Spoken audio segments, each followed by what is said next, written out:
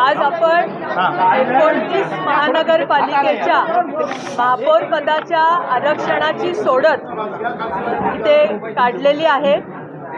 आरक्षणामध्ये 29 महानगरपालिकेचं आरक्षण काढताना लोकसंख्येवाईज, त्याचप्रमाणे एसटीचं जेव्हा आरक्षण काढलं आपण एसटीचं एक आरक्षण काढलेलं आहे आणि ते कल्याण डोंबिवली हे मिळालेलं आहे।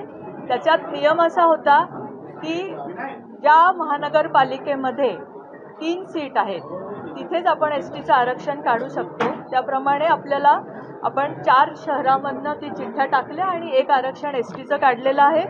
त्याचप्रमाणे आपण एससीचं आरक्षण काढलेलं आहे।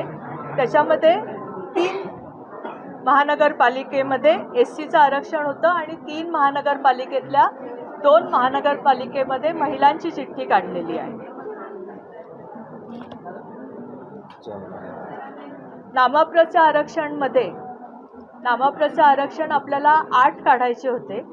त्याप्रमाणे आपण 8 शहरं आपल्याकडे नव्हते, कारण आपण जो नियम लावला होता की 2000 आधीच्या ह्याच्यामध्ये जो महापौर झालेला आहे ते आपण एक्सक्लूड केले असल्यामुळे आपल्याकडे 3 महानगरपालिका अशा निघाल्या की जिथे नामप्रचं आरक्षण आपण देऊ शकलो। त्या 3 मधली पण जालना ऑलरेडी पहिल्या ह्याच्यामध्ये कट झाली होती। ज्या 2 महानगरपालिका राहिल्या त्या आणि आपण सर्क्युलरनुसार म्हणजे मराठी अध्याक्षरानुसार चक्राक्रमानुसार त्या आरक्षण केलेले आहेत आणि पुढच्या 6 त्याच्यामधनं आपण घेतल्या महानगरपालिका। अशा 8 नामप्रचे आरक्षण काढलेले आहेत आणि त्याच्यातल्या 4 महिला आरक्षण। त्याचप्रमाणे उरलेल्या ज्या 17 महानगरपालिका उरल्या त्याच्यामध्ये पिंपरी चिंचवड आणि भिवंडी त्याच्यामध्ये ऑलरेडी मागच्या ह्याच्यामध्ये ओपन महिलाचं आरक्षण असल्यामुळं चिठ्ठीमध्ये ते एक्सक्लूड केलं आणि आपण त्याच्यात 15 ह्याच्यामध्ये चिठ्ठ्या काढल्या। त्याच्यामध्ये 9 महिलांची आपण आरक्षणं काढलेली आहेत। अशा पद्धतीने 29 महानगरपालिकेची पूर्ण आरक्षणं ही कंप्लीट झाली।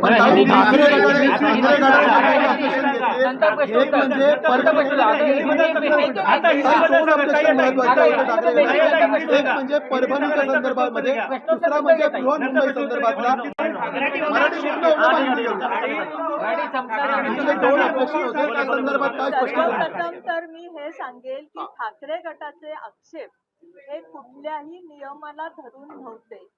त्यांच्या म्हणण्यानुसार त्यांना मुंबईमध्ये जे आरक्षण पाहिजे होतं त्यासाठी काय करता येईल या पद्धतीचा आरडाओरडा त्यांनी केला। आपण त्यांना बराच वेळा विचारलं आणि त्यांनी आक्षेप नोंदवणं हा त्यांचा हक्क आहे। त्यांनी जे ऑब्जेक्शन आता घेतलेलं आहे त्याच्यावर प्रशासन आणि आमचं म्हणणं आहे की हे नियमानुसार प्रशासनाने पूर्ण कारवाई पूर्ण केलेली आहे। त्यांचे ऑब्जेक्शन जे काय असेल ते आम्ही विचारात घेऊ। पण मला जेव्हा रुलिंग देताना अजूनही असं वाटलं नाही, कारण त्यांचं ऑब्जेक्शन असंच होतं की इथे आम्हाला मुंबईत एससी का नाही दिलं, मुंबईत ओबीसी का नाही दिलं, मुंबईत हे का नाही दिलं। तर जशी प्रक्रिया पूर्ण झाली त्याच्यामध्ये कुठलाही वाव नव्हता।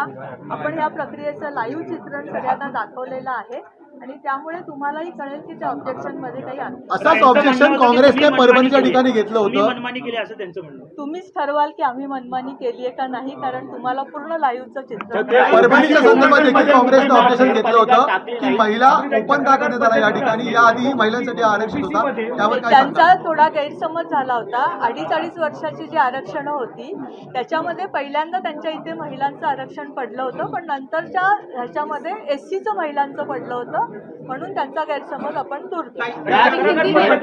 ओबीसी महिला टाकलं नाही, ओबीसी मध्ये टाकलं नव्हतं, हा प्रामुख्याने त्यांचं ऑब्जेक्शन होतं। कारण की ओबीसी झालं नाही, दोन्ही वेळेस झाले आहे, ते सर्वसाधारण झाले मुंबई, अशा पद्धतीचं त्यांचं ऑब्जेक्शन आहे। त्यामुळे कुठेतरी प्रक्रियेनुसार त्यांना प्रक्रियेमध्ये जायचं नव्हतं। त्यांचं म्हणणं होतं की हे झालं नाही ते झालं नाही, आम्हाला मुंबईला हे आरक्षण पाहिजे होतं। तर तसं होत नाही। प्रक्रिया नियमानुसार जी होते त्याच्यामध्ये जी आरक्षणं पडतात ती आपल्याला प्रक्रियेमधून तुम्ही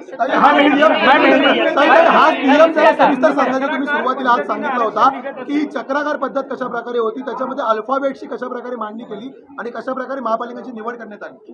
जी नामप्रची आरक्षणं होती जी आपल्याला 8 लोकसंख्येप्रमाणे आपल्याला 8 द्यायची होती, त्या 8 मध्ये आपण कुठल्याही ह्याच्यामध्ये 29 मध्ये ज्या ज्या महानगरपालिकेत मागच्या ह्याच्यामध्ये ओबीसीचे आरक्षण पडलेले होते त्या एक्सक्लूड करता आपल्याकडे 3 महानगरपालिका राहिल्या. 3 महानगरपालिकेतलं ऑलरेडी जालना त्याच्यामध्ये एक्सक्लूड झालं होतं कारण जालनाची चिठ्ठी निघाली होती.